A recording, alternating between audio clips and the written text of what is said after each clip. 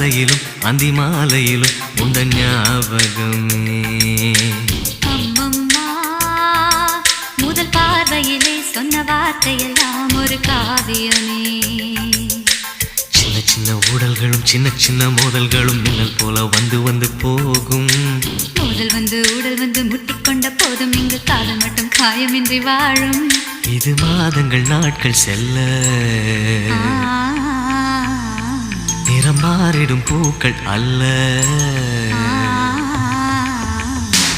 மீனம்மா அதிகாலையிலும் அந்தி மாலையிலும் உந்த ஞாபகமே.